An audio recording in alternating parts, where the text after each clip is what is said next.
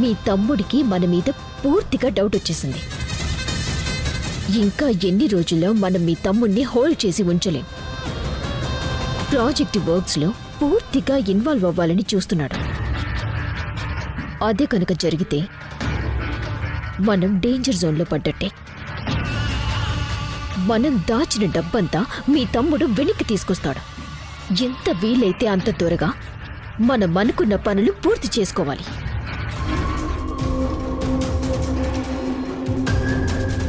Sir, madam, sir. ఎవరో వచ్చారు మధు. చూద్దాం పద.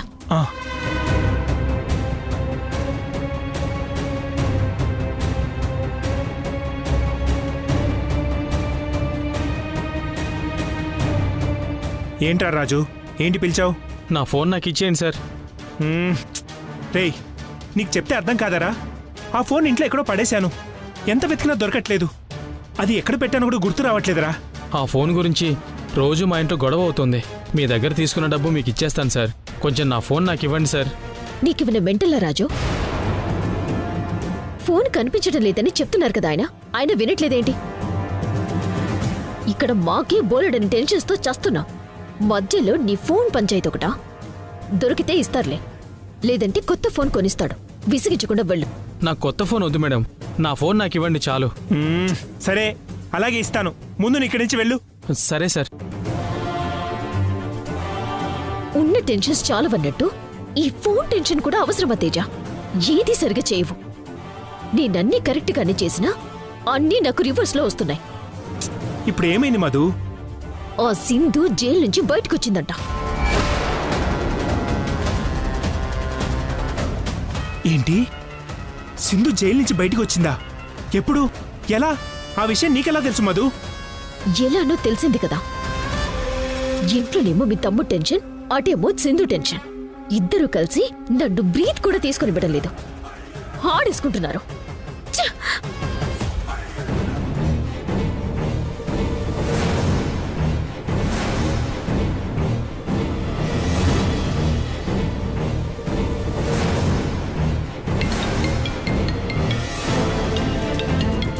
మేడం, వాడు కాల్ చేస్తున్నాడు మేడం. ఇటువంటి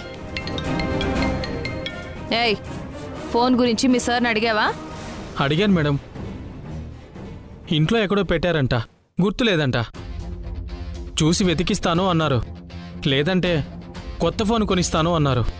అయితే నా ఫోనే కావాలని చెప్పాను. సరే, వీలైనంత త్వరగా నువ్వు ఆ ఫోన్ తెచ్చివ్వు. అలాగే మేడం, మా సార్ ఇవ్వగానే ఇచ్చేస్తాను. ఆ ఫోన్ వెనక ఇంత కథ ఉందని నాకు తెలియదు మేడం. దయచేసి నన్ను ఏ కేసులో ఇరికించకండి మేడం. మీకు దండం పెడతాను మేడం. సరేలే.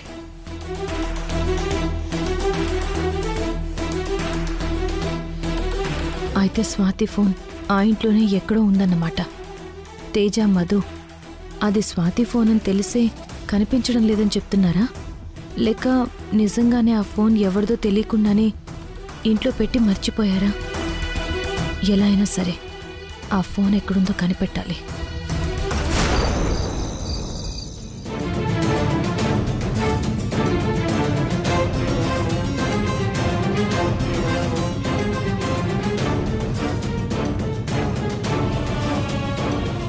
అమ్మ కావ్య, ఇంకా మీ బావ రాలేదేంటమ్మా? అదే నాకు అర్థం కావట్లేదు. ఉండండి, ఇప్పుడే కాల్ చేస్తాను. చేయమ్మా.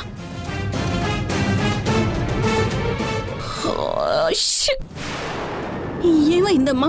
ఛార్జింగ్ అయిపోయి ఫోన్ స్విచ్ ఆఫ్ అయిందండి. అయ్యో, ఇప్పుడేం చేద్దామమ్మా? వీళ్ళ నుంచి మనం ఎలా తప్పించుకోవాలి? అంటే ఇక్కడే ఉండే వాళ్ళు మనల్ని చూసి పట్టుకుంటారు. ఓ పని చేద్దాం, వేరే ప్లేస్ లోకి వెళ్ళి ఎక్కడైనా హైడ్ అయి కూర్చుందాం రండి.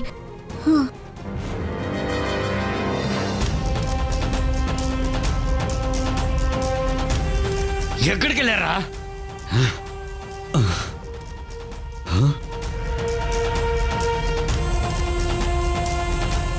రేయ్, అరుగరా, పదండ్రా, అగండి.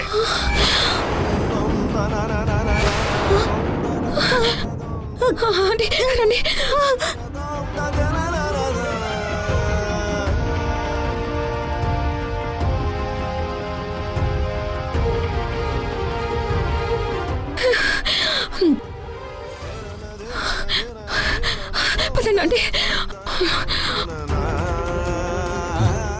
రేయ్ అరుగరా పదండి. రేయ్ ఆగండి. రేయ్ ఆగండి.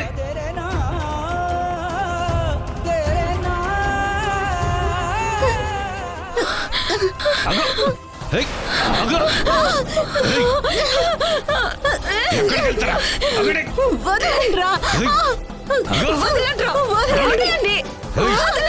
ఎక్కడికి పారిపోతారు? మా మేడంని తిప్పించి తిప్పించి 30 డబ్బులు పెడతారా? మిమ్మల్ని వదిలేదే. లాగండిరా, లాగండి.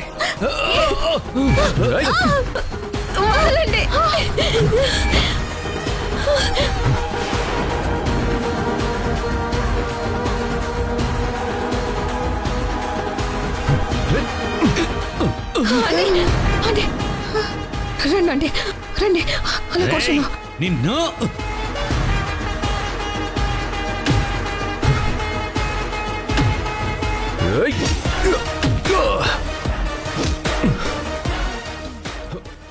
కూర్చోండి కూర్చోండి. ఆంటీ మీరేం కంగారు పడకండి ఆంటీ. మా బావ వచ్చేసాడు కదా, మా బావ చూసుకుంటాడు. మీరేం కంగారు పడకండి.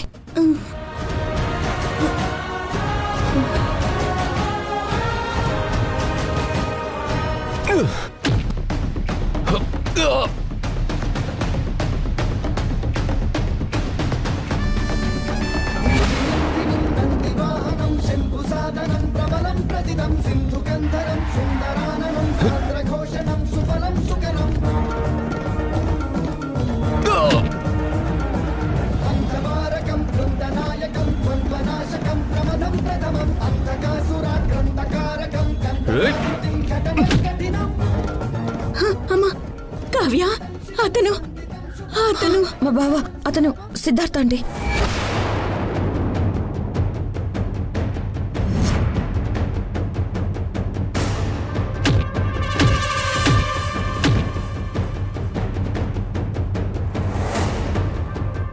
అంటే ఈ సిద్ధార్థనేనా నువ్వు పెళ్లి చేసుకోబోతుంది? అవునండి, తననే.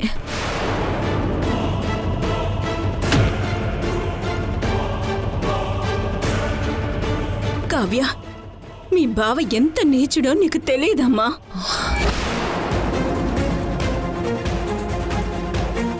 ఏంటంటే మీరనేది? నిజమమ్మా, నేను చెప్పేది నిజం.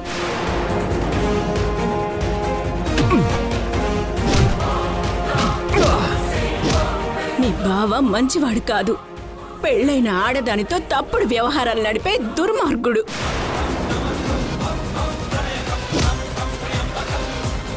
మీ బావ వల్ల నా కొడుకు జీవితం చిన్న భిన్నమైందమ్మా. నా చిన్న కోడలు వీడితో తిరుగుతూ నా కొడుకుని లెక్కనే చేయలేదు. మీ బావ పెద్ద కామ పిశాచమ్మ, కామ పిశాచి.